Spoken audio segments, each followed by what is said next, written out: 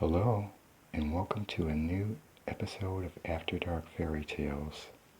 I'm your host, Prince Narrator.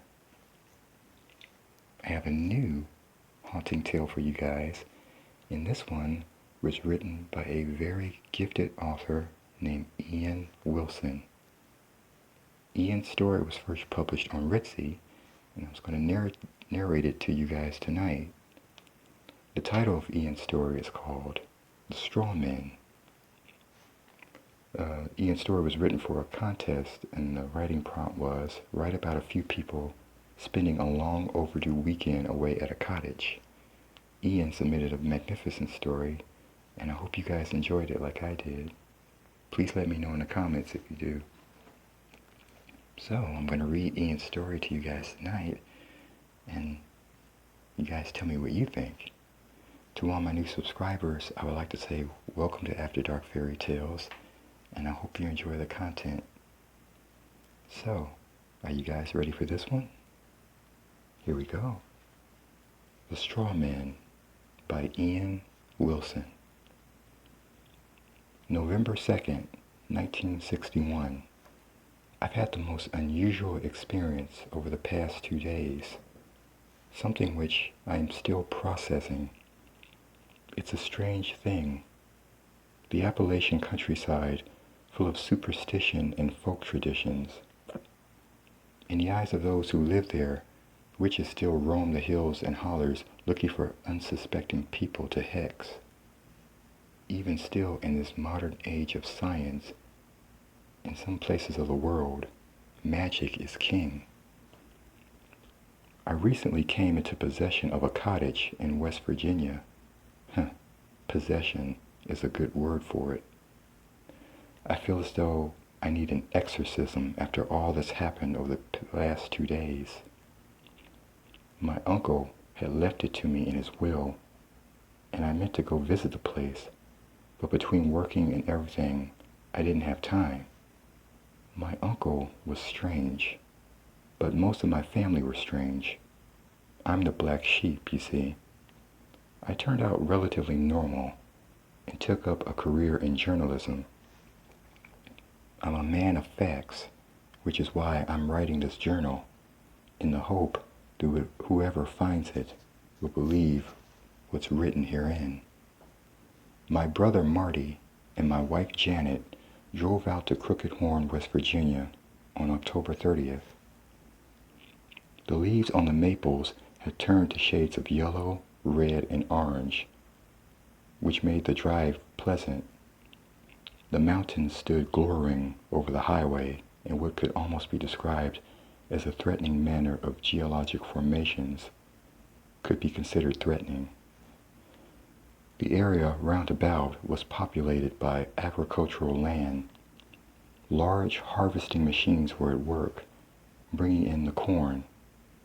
Sheep, goats, and cattle wandered the hill country, grazing peacefully, and in fields the ever-present scarecrow stood guard over the crops. I wouldn't find out until later how important those scarecrows were. "What a gorgeous place," said Janet. "We should have had our honeymoon here." "Had I known that we could have saved a ton of money," I said. "Oh, stop it, Peter," said Janet, slapping my arm playfully. "Antigua ain't cheap," said Marty. I could see him grinning in the rearview mirror. As we approached the middle of town, the locals were busy. They seemed to be preparing for some festival. The next day being Halloween, I assumed it would be some masquerade party. I wasn't entirely wrong. At the edge of town stood a dilapidated country church, of the type one sees in little towns. In the middle of the village stood a pile of lumber and straw. Folks were still piling wood onto it. "Looks like a bonfire," said Janet. "We should go." "Seems like a good idea to me," said Marty. We stopped at a filling station and country store to fuel up. As we walked in the front door, the customers and staff seemed to eye us with suspicion. "Howdy," I said. "Afternoon," said the clerk. What brings you to Crooked Horn? I inherited the McCormick cottage, I said. The man seemed to wilt like a head of lettuce. I don't recall old Cyrus having any youngins, said a middle-aged woman nearby. She eyed me with an expression that sent a chill through my bones. She reminded me of one of a witch that one might find in a book of fairy tales. I would only find out later how right I was. We're his nephews, said my brother. I see, said the clerk. We figured we'd at least come out and see what we'd inherited, I said. You have a lovely town, said Janet. We're looking forward to spending more time here. The clerk looked into her eyes and grinned. Yes, ma'am, said the clerk. Nice, quiet town. I noticed they were building a bonfire, Janet continued, gesturing southward. Are you having some sort of party? Yes, ma'am, said the clerk. Have it every year on Halloween. We'd be delighted to come, said Janet. We'd be delighted to have you, said the witch. We started about sundown, and we don't quit till midnight, said the clerk. Sounds like a great time to me, I said. We bought some of the local produce and went back out to the car. As we were getting back in, I spied a scarecrow in the field across the road. I swore I saw him move. We arrived at the cottage as the sun was setting. I pulled into the short dirt road to the cottage, which lay nestled between two hills and surrounded by trees. A stream ran alongside it. The caretaker, Howard, sat on a bench on the front porch, strumming an old guitar. He was a black man, tall and lean, his straw hat tilted to one side. He wore stained overalls, a flannel shirt, and well-worn work boots. He lived in the shanty just down the road and cared for the cottage and the surrounding land when it was not in use. My uncle let him live there for free, and he had the run of the land to hunt and fish as much as he wanted. He smiled broadly as we exited the car. So you must be the McCormick boys, he said, shaking my hand. I'm Peter, and this is Marty, I replied, and this is my wife Janet. Howdy, said Howard, shaking hands with everyone. I'll take your bags inside. We walked up the porch steps and entered the cottage. The walls were wood paneling except on the wall of the fireplace, which was made of fieldstone. Taxidermied animals and antlers lined the walls, and an old grandfather clock stood in the corner. Rustic wood furniture was the only furnishing. I turned around to see an old horseshoe over the doorframe. I soon found that all three of the doorways of the house were adorned with horseshoes. Knowing my uncle's propensity for superstition, I wasn't surprised. The man always had a rabbit's foot in his pocket. How charming, said Janet as she looked around the cottage. Nice place, said Marty. How's the hunting in these parts? Mr. Cyrus and I were usually successful, said Howard as he entered with the bags. You packed quite a lot. We're staying a week, I replied. I wouldn't recommend that, replied Howard. Why not? This ain't a good time for out-of-towners, he replied. What do you mean? Asked Janet. This time of year, with harvest and everything, it wouldn't be a good time for out-of-towners. The locals seem friendly enough, said Janet. They seem that way, said Howard. He spoke no more on the subject, though I pressed him during supper. I woke up the next morning, October 31st, to a horrific scream. I leaped from the bed in the master bedroom and raced down the hall to where I found Janet standing outside staring in shock into the bathroom. She was soaking wet and wearing nothing but a towel. Marty came bounding down the hall. I shielded Janet. Marty turned his back once he realized Janet was unclothed. What happened? I asked. I saw someone looking in the window, she said, pointing at the bathroom window. The curtain was pulled across it. Maybe it was an animal, offered Marty. It was a person, I swear, said Janet emphatically. Marty went outside to look around while I helped Janet get dressed. There was definitely someone at the window, said Marty when he returned. Who would do that? Said Janet. Spying on a lady while she's trying to take a bath? The nerve! I heard the front door creak in Howard's deep voice. Breakfast, he said. I hope I ain't too early. We all entered the dining area where Howard stood, carrying a basket of eggs. Fresh eggs, he said, bouncing his eyebrows. Howard, you wouldn't happen to have seen anyone creeping around the cottage? Asked Marty. No, sir, said Howard. Why? Did you see someone creeping around? I did, said Janet. There was someone at the window while I was trying to take a bath. Howard furrowed his brow and his lips lowered to a frown. His eyes widened in a sort of horrified expression which he was trying to hide. Are you sure? He asked. Positive, said Marty. I found tracks. Folks around here tend to be curious of outsiders, replied Howard. Oh, sure, very curious, said Janet. Perverts. You talk about the locals as if you're afraid of them, I said. Is there something I need to know, Howard? Nothing you would believe. He left it at that. My reporter instincts told me to press him on it, but I didn't want to be rude to the man.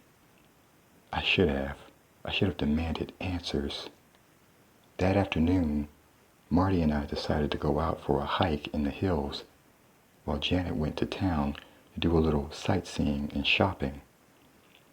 Do you suppose Howard was the one spying on Janet? I asked. No, said Marty. The tracks were the wrong size. Howard has big feet. Whoever was spying on you was smaller, lighter. I trusted Marty's tracking skills. If he said Howard didn't do it, then he didn't. Maybe some teenage boy, I offered. That'd be about the right size, said Marty. We came to a hollow between two hillsides where a little stream ran. There were strange markings carved into the trees. Bits of rags hung in the branches. Animal skulls were placed at certain strategic locations. What a weird place, said Marty. The place was eerie in a way I can't adequately put into words. We decided then we should turn back to the cottage. When we arrived, Janet was nowhere to be found. Surely a brief shopping trip to the village couldn't have taken this long. It was then that Howard entered the cottage with a basket of fruit. Afternoon, gentlemen, he said. Howard, have you seen Janet? Howard wore a concerned expression on his face. You left her here alone? He asked. She went into town, said Marty. A look of alarm spread across Howard's features, such as I'd only seen on the face of shell-shocked victims. What in the world has you so spooked, Howard? Explained my Marty. Howard heaved a heavy sigh and sat down in the old rocking chair. I suppose I can't hide it from you much longer. Back in 1861, Crooked Horn went through a run of bad luck. First there were the locusts, and then came the blight. And the Yankees came and burned the crops and pastures. The town was on the verge of total starvation. Then an old farmer named Jonah O'Toole started dabbling in black magic. His grandmother had been a witch back in Ireland, and some of her knowledge had been passed to him. He conjured a familiar spirit that he contracted to protect the town. They call him the Corn Man.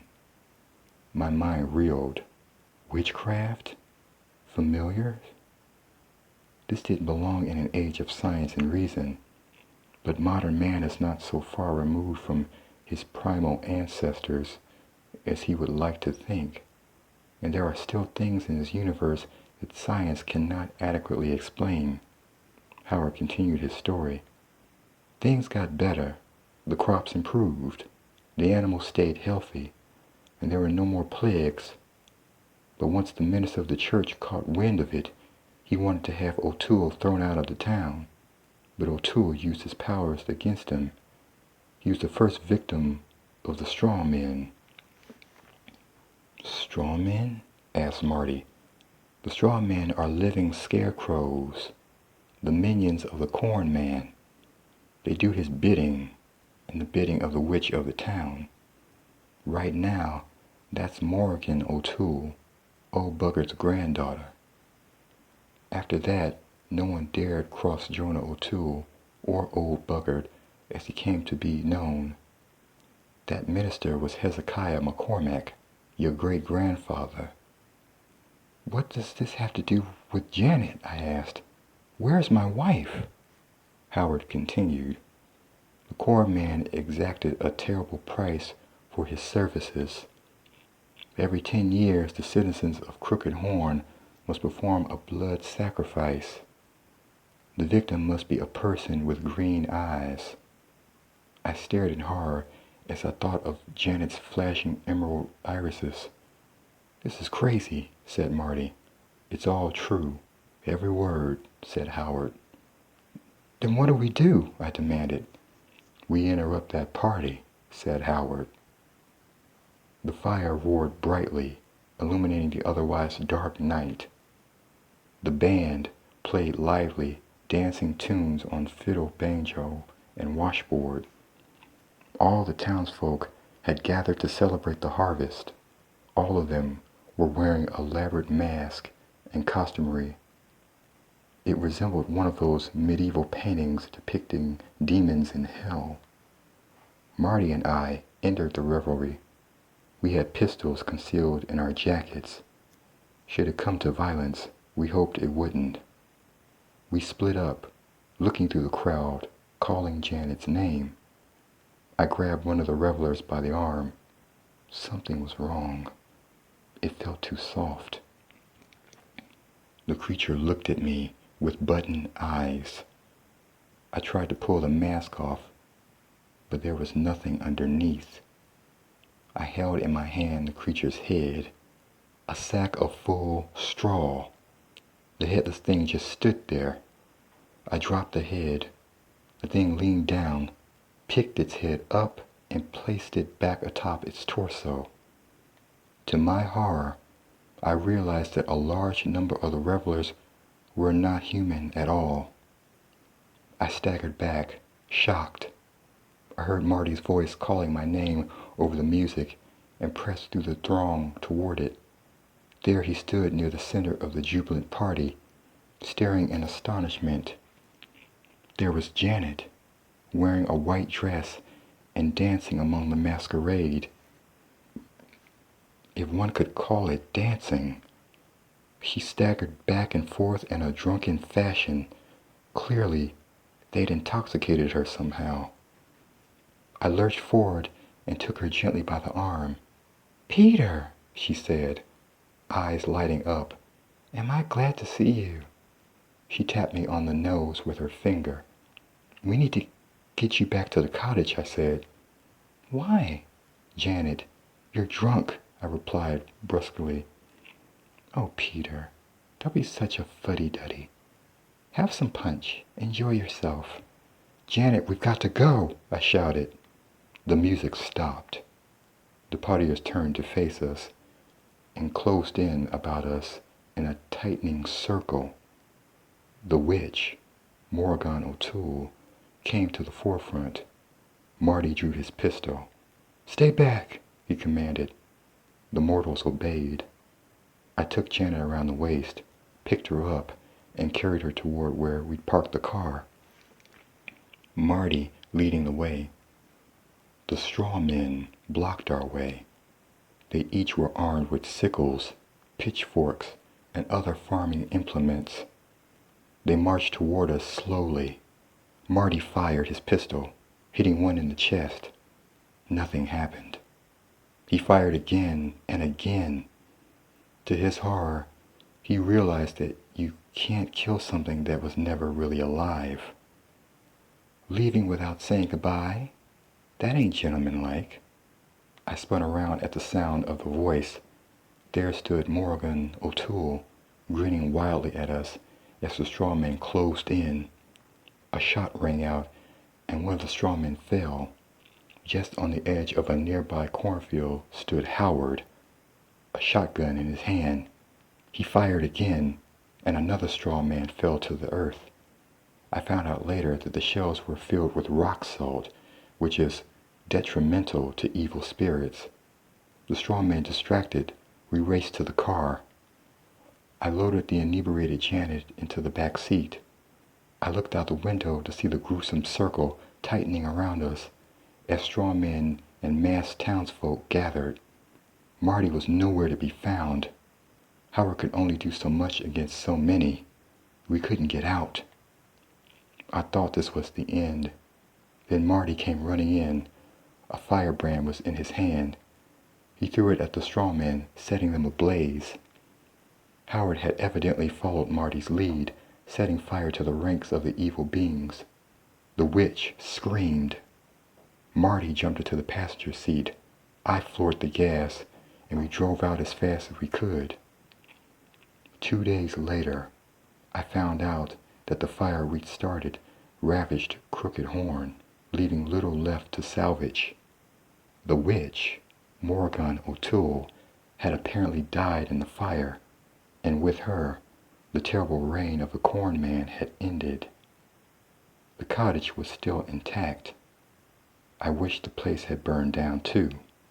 I have no desire to return there. So, did you guys like that one? I thought that was pretty creepy, and I hope that I interpreted it good in verbal form. I would like to give all the credit to Ian Wilson and his magnificent story. So you guys let me know in the comments what you thought about that one.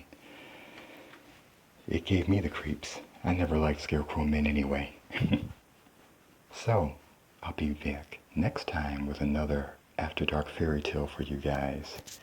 And if you guys would like to check out Ian's page on Etsy, I put all the links to his story, The Straw Man, and to his other stories in my description box below.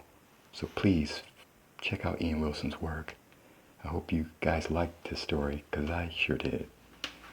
And until next time, good night, my darlings.